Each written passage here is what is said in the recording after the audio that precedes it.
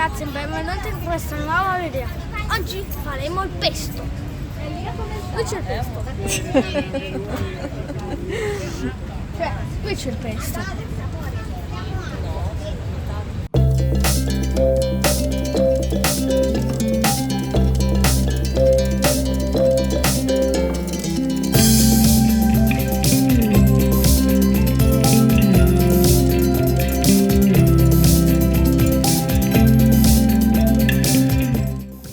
Nicolò è stato invitato dagli amici di Pesto per Amore a partecipare ad un laboratorio dedicato al pesto. L'occasione era un servizio televisivo per un'importante televisione cinese. L'idea era quella di mostrare come si fa il pesto e anche di come il pesto faccia parte della tradizione di noi liguri e trasmesso come esperienza didattica anche ai più piccoli, oltre naturalmente che come golosità. Il segreto, ragazzi, è girare anche il mortaio.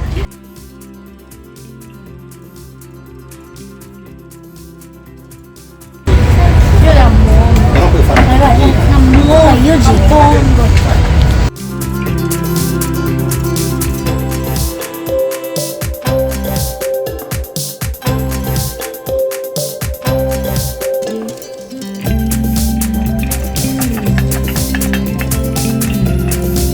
Senti il profumo. Ancora, ancora.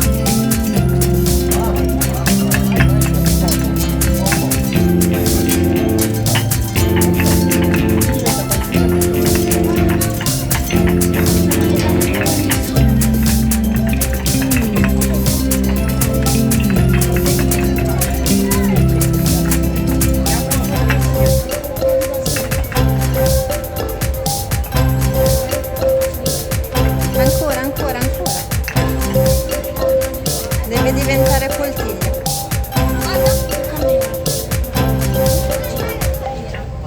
Ancora, ancora, ancora. Ce l'hai presente il pesto com'è? E prendine un altro po'.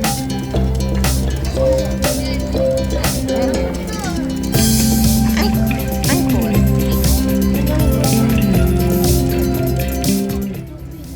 Per fare un buon pesto sono necessari pochi semplici ingredienti: 50 g di basilico genovese, 35 g di parmigiano reggiano, 10 g di pecorino sardo, 8 g di pinoli, uno spicchio d'aglio e olio extravergine d'oliva, indicativamente quanto basta a seconda della cremosità che vorrete dare al vostro pesto.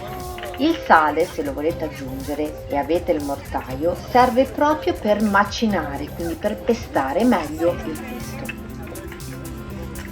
Il resto appunto lo fa il pestare, girare, pestare, girare, pestare, girare. Buon divertimento anche a voi!